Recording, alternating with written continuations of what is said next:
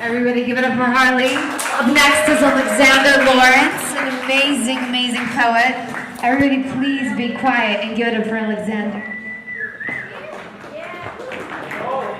I haven't read for a while. I used to read in the 80s, like at Al's Bar and the Cafe Pick Me Up over on La Brea, if you remember that place. Like, it's all over in LA, so. And then I kind of gave up poetry for a couple years, and I kind of put this book together. So, like, if anybody's writing poetry and want to put a book together, you know, I got published. So, you know, maybe there's hope for you. There's all these. We finally got this out. I put it together 7 years, and then 2 years, like, kind of editing it and working with the publisher or whoever, and designer. Okay, so.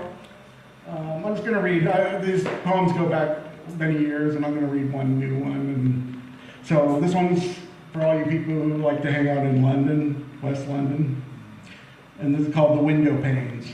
The window panes hide the yellow fog. The window panes muzzle the bleak row of houses from any noise.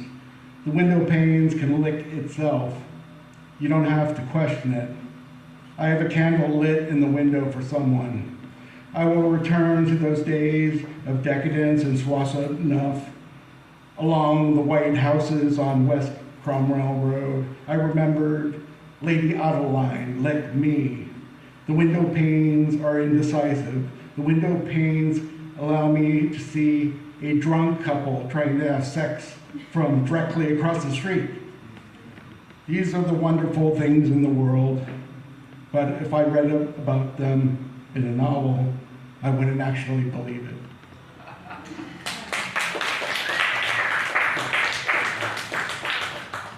That made sense, right? Okay, so look, the last time I read this, like, people looked a little baffled. So this is called Crocodiles. A dark shape.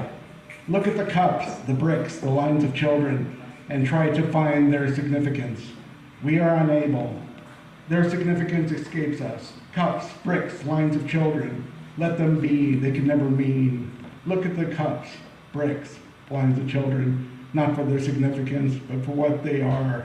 What they are is not what they mean. Crocodiles, damn them, what are they? Ugly? Look at them. You know what they are. I have seen a crocodile. No, I haven't.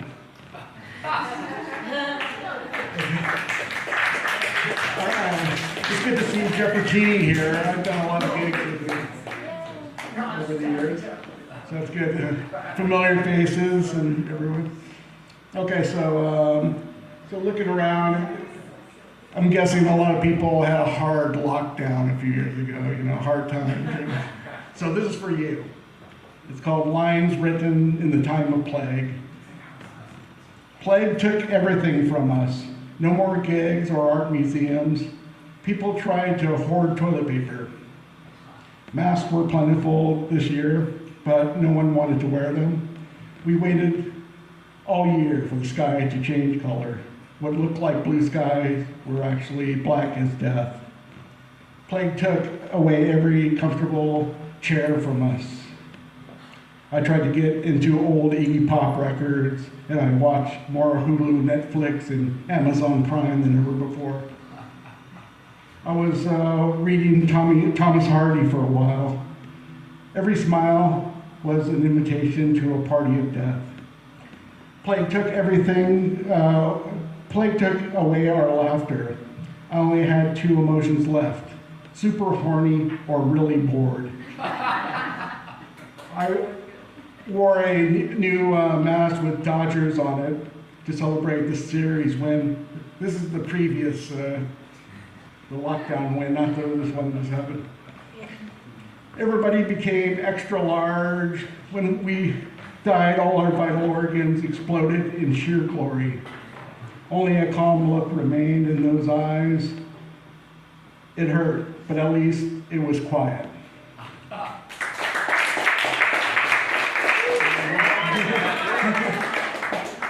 Okay, well, you know, I don't know if anybody understands what AGAPE poetry, it means. AGAPE is like a form of love, like there's like 7 forms of love.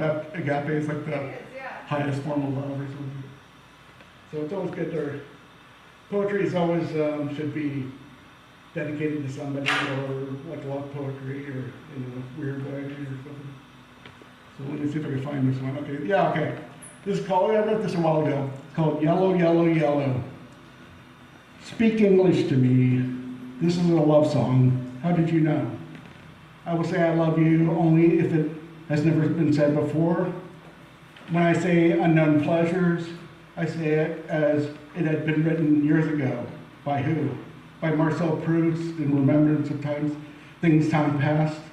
I read that book like a sheriff who is searching for an old peanut, or just the smell of one, or a policeman looking for one-liners, always thinking of someone named Cassavetes, or was it Casanova?